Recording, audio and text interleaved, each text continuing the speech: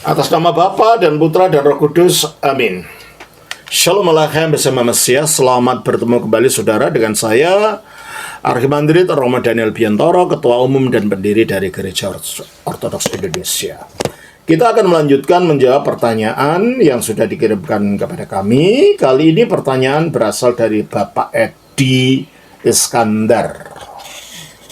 Pertanyaannya begini.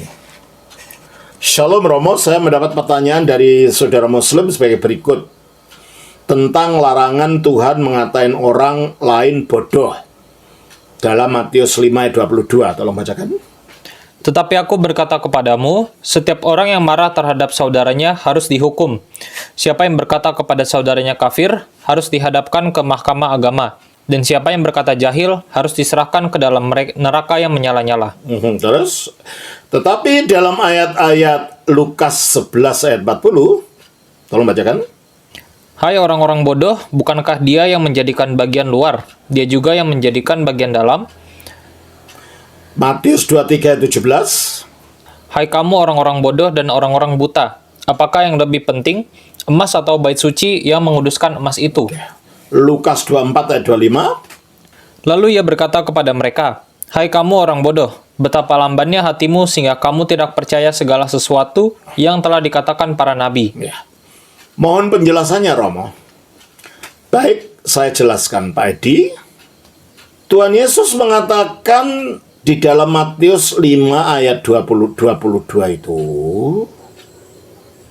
sebagai suatu peringatan dan pelajaran kepada para murid-muridnya untuk tidak mengumpat orang yang keluar dari kebencian dan kemarahan. Coba kita baca lagi di dalam Matius 5 ayat 22 itu. Matius 5 ayat 22, tetapi aku berkata kepadamu, setiap orang yang marah terhadap saudaranya. Kan? Setiap orang yang marah, terus? Setiap orang yang marah terhadap saudaranya harus dihukum. Siapa yang berkata kepada saudaranya kafir, harus dihadapkan ke mahkamah agama. Dan siapa yang berkata jahil, harus diserahkan ke dalam neraka. Jahil itu bahasa Arab artinya bodoh. Di sini Yesus mengatakan bahwa kalau ada orang marah dan dari kemarahan itu timbul kejengkelan dan dari kejengkelan timbul dendam, dan kalau sudah ada marah, benci dan dendam di hati, orang bisa mengumpat manusia orang yang lain dengan kata-kata yang merendahkan, termasuk kata kafir sebagai umpatan, termasuk kata bodoh. Ini yang dilarang. Mengeluarkan kata bodoh sebagai umpatan, sebagai kutukan. Karena ada Alkitab mengatakan di dalam Efesus 4 ayat yang ke-29. Janganlah ada perkataan kotor keluar dari mulutmu. Tidak boleh, jangan ada perkataan kotor dan mengumpat pun tidak. Terus? Tetapi pakailah perkataan yang baik untuk membangun. Ya, dengan mengatakan orang bodoh, tapi dengan kemarahan dan kebencian sebagai umpatan, itu yang dilarang. Terus juga kita baca dalam Efesus 5. Ayat yang keempat. Demikian juga perkataan yang kotor, yang kosong atau yang sembrono, karena hal-hal ini tidak pantas. Ya, tidak pantas. Nah, ini yang dimaksud dengan Yesus mengatakan jangan katakan kepada orang lain kafir atau bodoh, yang keluar dari kebencian, yang keluar dari kemarahan, itu yang dilarang. Tetapi kasus yang ada di dalam Lukas 11 ayat 40 itu lain masalah. Coba kita baca. Hai orang-orang bodoh, bukankah dia yang menjadikan bagian luar, dia juga yang menjadikan bagian dalam? Mulai baca ayat 39. Tetapi Tuhan berkata kepadanya, kamu orang-orang Farisi, kamu membersihkan bagian luar dari cawan dan pinggan, tetapi bagian dalammu penuh rampasan dan kejahatan. Itu kan perbuatan bodoh. Yang luar kotor dibersihkan, tapi yang dalam dibiarkan kotor. Itu tindakan bodoh tidak? Iya, makanya dikatakan itu bodoh kamu itu melakukan itu.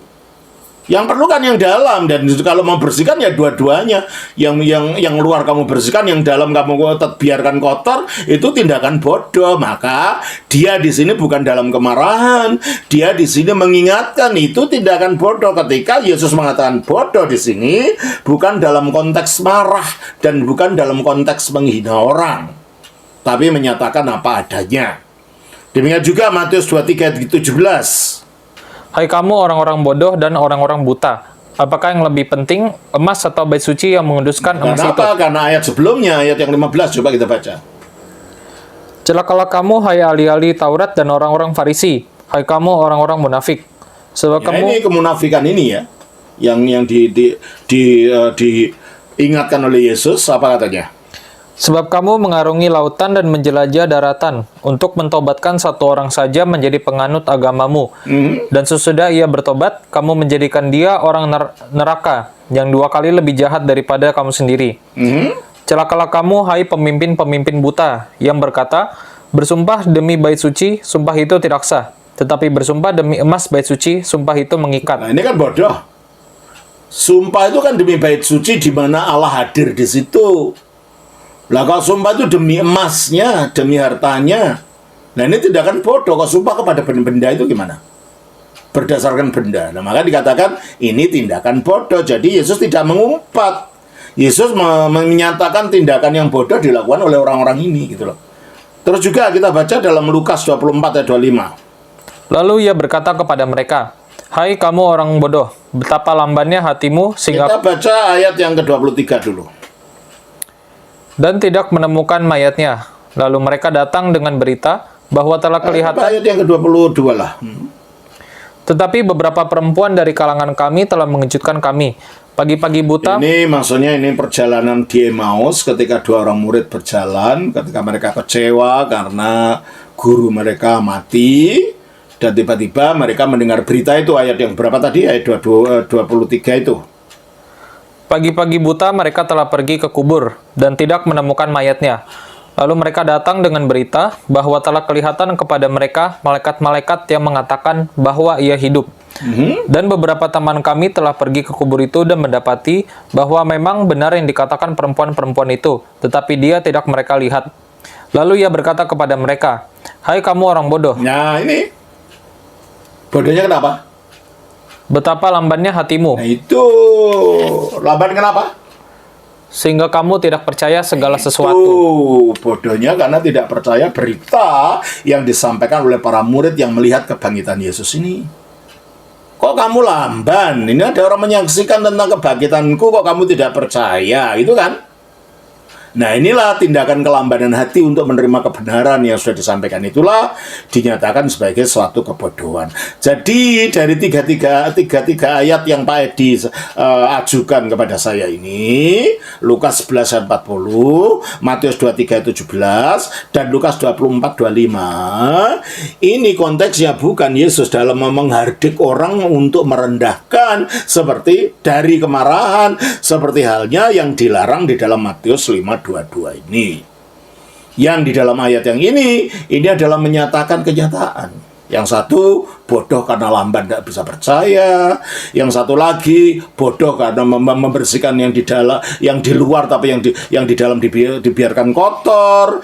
Yang satu lagi juga bersumpah bukan atas nama Tuhan tetapi atas nama emas di situ. Itu adalah tindakan bodoh. Jadi ketika Yesus mengatakan bodoh di sini tidak bertentangan dengan pelarangan mengatakan bodoh karena tujuannya lain dan konteksnya lain. Konteks yang di dalam Matius 5:22 itu adalah konteks kemarahan sehingga mengucapkan umpatan, mengucapkan kutukan dengan kata-kata merendahkan yang kata-kata itu bunyinya bodoh. Dungu kau, bodoh kau, itu dari kemarahan. Tapi yang tiga ini bukan. Ini memang penyataan tindakan-tindakan yang memang bodoh gitu loh. Jadi ini tidak ada pertentangan karena tujuannya beda dan konteksnya beda. Jelas Pak Edi ya? Saya kira semoga ini bermanfaat. Tuhan berkati. Sama Bapa, Putra, Roh Kudus. Amin.